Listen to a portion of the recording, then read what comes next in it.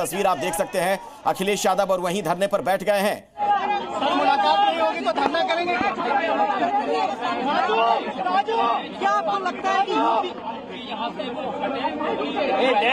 Photo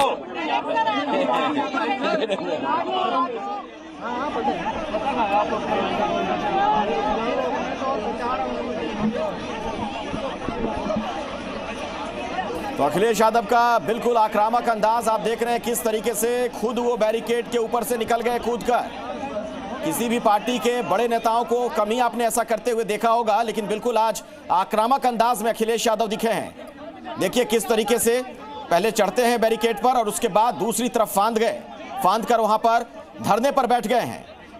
उनकी party के और भी नेता सांसद वहां पर मौजूद हैं। विपक्ष के और भी कई नेता नजर आ रहे हैं। कई विपक्षी नेताओं को आप देख सकते हैं, वो धरने पर वहां बैठे हुए हैं।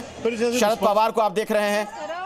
सभी उपचुनावों में और चुनावों में भी देखने को मिला है कि ये वोट प्रतिशत जो बड़ा है, कुंदरकी विधानसभा का हम अभी ले रहे हैं कि जहाँ 77% बीजेपी वोट मिल रहा है, तो ये आखिरकार 77% बीजेपी वोट पहुंचा कैसे, ये अपने आप में दर्शाता है कि चुनाव आयोग आंखें मूंद कर बैठा हुआ है।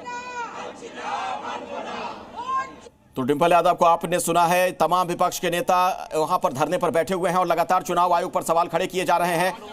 आप देख पा रहे थे, इनमें शरद पवार आपको दिख रहे थे थोड़ी देर पहले, वहीं पर मल्लिकार्जुन खड़गे भी बैठे हुए हैं। अखिलेश यादव तो बाकायदा बैरिकेड को क्रॉस कर गए, उसके ऊपर पहले वो फांद गए, फिर कूद कर दूसरी तरफ पहुंच गए और वहीं धरने पर बैठे हुए हैं।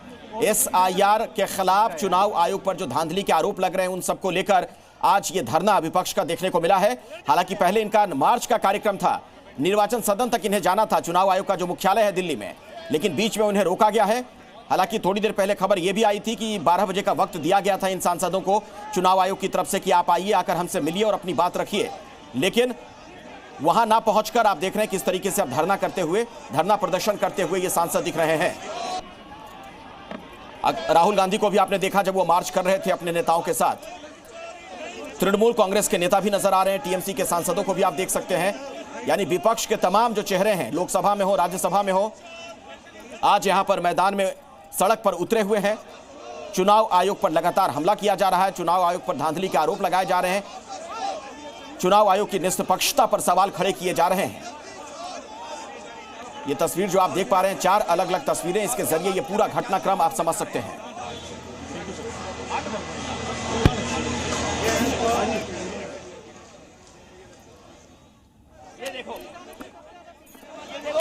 और मेरे सहयोगी राहुल मिश्रा इस वक्त हमारे साथ चुनाव आयोग के दफ्तर के बाहर से जुड़ रहे हैं, सीधे उन्हीं के पास में आपको लिए चलता हूं। राहुल, वहां क्या अभी आप देख पा रहे हैं? देखिए, मैं आपको बता दूं कि क्योंकि मार्च को लेकर के यहाँ पे सुरक्षा यहाँ पर भी काफ़ी ज़्यादा चाक चौबंद की गई है। यहाँ पर पैरामिलिट्री फोर्सेस के जवानों के साथ साथ में यहाँ पर दिल्ली पुलिस के जवानों को भी तैनाती की गई है। 30 सांसदों को ही केवल अनुमति दी गई है चुनाव आयोग के कार्यालय में जाकर के मिलने के लिए। 12 बजे का समय दिया गया था, लेकिन 300 सांसद वहाँ से चले हैं, निकले हैं, जो मकर द्वार से निकल करके और उसके बाद ट्रांसपोर्ट भवन की तरफ से होते हुए ये इलेक्शन कमीशन की तरफ जो पहुँच रहे हैं। लेकिन इसीलिए उनको वहाँ पर रोका गया है। इन लोगों की जिद है कि 300 सांसद वहाँ पर जाकर के और उसके बाद मुलाकात करेंगे, लेकिन 30 ही सांसदों को ही अनुमति यहाँ पर इलेक्शन कमीशन की तरफ से दी गई है कि 30 सांसद ही आकर के मिल सकते हैं। SIR के मुद्दे पर ये जाकर के अपना इन लोग का विरोध है और इसको लेकर के ही पूरी चारों तरफ, यदि आप इलेक्शन कमीशन का मैं विनायक से कहूँगा कि पूरा एक नज़ारा यहाँ पर दिखा दें कि पहले तो बैरिकेडिंग चारों तरफ यहाँ पर की गई है, पूरा बैरिकेड लगाने के साथ ही साथ और लोकतंत्र की हत्या बंद हो और SIR वापस ली जाए। आपको लगता है कि मार्च के बाद इलेक्शन कमीशन बहुत ही गंभीर आरोप है, इनको बहुत संवेदनशीलता से लेकर इन पर वापस लिए जाने चाहिए ये काम।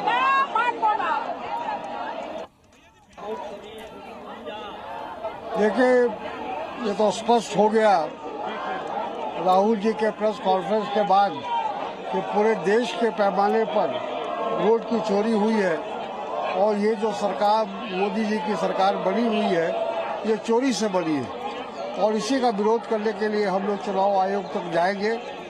हम लोगों की बात नहीं सुनी जा रही है, पार्लियामेंट के अंदर नहीं सुनी जा रही है, पार्लियामेंट के बाहर नहीं सुनी जा रही है। ये लोकतंत्र के लिए बहुत ही चिंता का विषय है कि चोरी से सरकार बन रही है।